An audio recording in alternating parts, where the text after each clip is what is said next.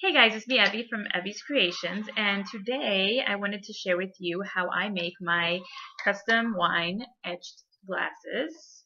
You can see this one's the one that says cheers. I did this live on, I believe, Home Talk a while ago, but the video was kind of spotty, so I wanted to go ahead and record it again. Hopefully the video is not lagging too much. The internet's a little weird in this room. We're going to learn how to upload our own design into Cricut Design Space, and it's super easy, you guys. I promise you it takes less than 5 minutes. So I'm excited to show you that. Tool-wise, we are going to need this right here, which is like my favorite thing ever. It's a cutter. Shit, blades in there. It's really sharp. Don't cut yourself. And the really cool thing about this is that it has an extendable ruler, so you can see exactly and measure exactly how long, how small, how big you want to cut your vinyl and or your transfer tape. Alright, we're going to need a Cricut weeding tool. Like I said, this one is the gold one, so it's exclusive, I believe, to Joann's, or it was at one point. I don't know if it is anymore. Same thing with this. My little scraper tool, I have a big giant one, but since this is such a small little tiny design that you're about to see, yeah, I wanted the small one. I have my scissors just because I'm going to need, even though I have my cutter, I'm going to need to make little tiny cuts that your cutter can't do. So these are, again, the gold ones, and they're just pretty. Be careful, they're really sharp. I think one of our bloggers just recently injured herself with them, so please be careful, okay? We're going to need a wine glass, stemless wine glass. You can get these by bulk, I think. You can get them, a whole bunch of them at the same time. You can get a box of 4, or you can just get the single ones. I just got a whole bunch of them because I do them for the store. You're going to take your favorite etching cream. I like this one. I like Armor Etch. I also like the Martha Stewart one by Plaid, so you can use either or. And let's get started, okay? So the first thing you're going to do is actually import your design into Cricut Design Space. I made my design in Photoshop and in Inkscape, and it's super easy to do. I went ahead and took a design that I found online and just modified it because I wanted to clean it up. The edges were a little bit weird. I wanted to make sure it was sharp, and I wanted to make sure that the stars were perfect because part of the very nerdy book that it's based on explains very, very in great detail the 3 stars at the top and all the different little the 3 mountains and all the different triangles. So I wanted it to be perfect. I wanted it to be extra special because I'm nerdy like that. And I really enjoyed the book series. The book series is called A Court of Thorns and Roses, and it's by Sarah J. Maas. So make sure you check out that book series. And Sarah, if you're watching, I see you soon. I think I'm going to be at BookCon this year, so hopefully I'll get to see you there. All right, so let's go ahead and show you how easy and how quick it is to go ahead and import your own design into Design Space. Okay guys, so you're going to head over to Design Space, and you're going to pardon my voice because it's a little bit hoarse right now. But you're going to go to design.cricut.com. This is the brand new Design Space 3, which no longer requires or relies on Flash, which is fantastic. It no longer crashes, basically. So I'm having a great deal of fun using it, and I'm really excited. I'm actually very excited about this happening very, very soon. So you're going to go over to New Project to get to your canvas. And bear with me because, you guys, if you live in the country, you know that the struggle is real, and sometimes the internet works, sometimes it lags, and sometimes it just doesn't work at all. So hopefully it's not going to go too slowly. You're going to come over here to the left side of your screen. There's this bar right here, and it says Upload at the very bottom. You're going to click on that. You're going to go to Upload Image. You're going to hit Browse. And then you're going to go to wherever it is you're keeping your images. I have them labeled, so it's under my ACOTAR, or A Court of Thorns and Roses images. That's my symbol. I simply got it offline, then I took it into Inkscape and went ahead and cleaned it up and made it a little nicer because it was kind of not the greatest resolution, and the lines weren't as sharp as I liked them to be, so I put it into both Photoshop and Inkscape and went ahead and just fixed the lines. So it's a very simple image. As you can see, there's nothing complex or even moderately complex about it. So I'm going to hit simple. I'm going to give it time to load because, again, my internet's super slow. Then you're going to hit continue. And the really cool thing about Design Space is that even if you upload a JPEG that has a background on it, it's not been done on a transparent canvas, you can still use it because you can go ahead and erase the background right here. So as you can see, that checkered, where it looks checkered is where it now is absolutely completely transparent. So I'm going to go ahead and do that all throughout. I'm going to make it a little bigger for myself by zooming in, just so that I can see exactly where I am doing this. And then I'm going to just go ahead and make sure you don't overdo it because you don't want to erase the lines, right? You just want to erase the spaces. So we're going to go through this whole thing.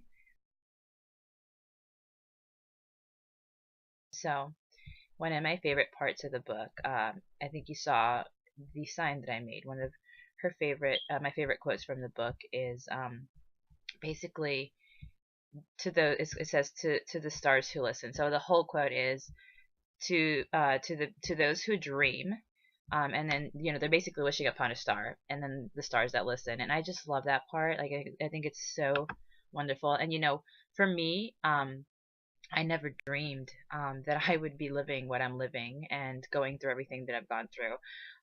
But once I started dreaming, once I started wishing and really, really focusing on what I wanted to do with my life, doors opened up for me. And obviously hard work goes along in there too, but I really do believe that dreaming big is a big part of success. So dream big, y'all, and wish upon those stars, because guess what? They listen. So you're going to get over here to the next screen, and it says save as a print and cut. We're not printing and we're not cutting, but you can do that with your with your Cricut Air Explorer 2. But we're just going to cut. So we're going to click on here, and you can see some of the triangles that I didn't make transparent. You see now they're just dark, deeper lines, which is fine by me. I'm keeping it as is. I'm not saving the name or changing it. It's fine. Actually, you know what? Let's go ahead and do it because I do have it in there. So we'll just do it as, a variation of it so my computer doesn't get confused. All right. So we're going to hit save, and it's going to appear right here. As you can see, there it is. So you're going to click on it, and you're going to click on insert images. And guess what, you guys? There is your design. So you want to make it, as big as your glasses. For the glasses that I'm using, I think about 3 inches is good enough. Depends on how big your glass is. But once again, now you have seen how to import your own design. So now that you've gone ahead and imported your design into Design Space, you're going to go ahead and cut your vinyl, and you're going to start weeding it out. So the trick for weeding out a stencil is that you're going to do the opposite of what you would be weeding out if, say, you were doing a transfer. So if you're transferring vinyl lettering, for example, onto something, normally you take the backing off, right? Instead of the actual letters. You leave the letters, you take the backing off, you stick your transfer tape and transfer it. You're going to do the opposite of that, especially for letters, all right? So you would actually remove the letters and leave the backing because that's going to be your stencil. So for this stencil, this is a very intricate one. So this one takes a long time. You're going to actually take off, and if you can see right there, leave all the little triangles and just take off the little lines. So this takes me a long time. This one takes me about, I guess, 15-20 minutes per little per stencil, not decal, sorry, per stencil. Video magic, it's done. When you transfer it, like I said, my little tip for you, my little trick, is anytime you transfer onto a curved surface and you have vinyl, you want to put little tiny like triangles into the actual vinyl. So say right here, I would cut a little triangle, and I'm going to do that all around because that helps when you're transferring it. It's a curved surface. This is a curved surface, so you're going to want the little triangles to be able to guide you and to lay it as flat as possible. It's not going to be completely flat, okay? See, what I do is I kind of like almost purposefully make little gathers and dents in it, and then just make sure, and what I do is I look in the back of it is make sure that you have all your air bubbles out, and you can see the little air bubbles. I'm not sure if the camera's gonna pick it up, but there's an air bubble right there. So what I'm gonna do is I'm gonna go ahead with my fingers and make sure that the air bubble comes out. And then when I look at it on the opposite, on the reverse side, I can see that there are no air bubbles anymore. Because if you have air bubbles when you are using your etching cream, it's actually going to get in there and you're going to have etched glass where you don't want etched glass. So make sure that you go ahead and get rid of any and all air bubbles possible. So I'm doing that right now. And I already kind of did it, but I just want to double check before I start applying my cream.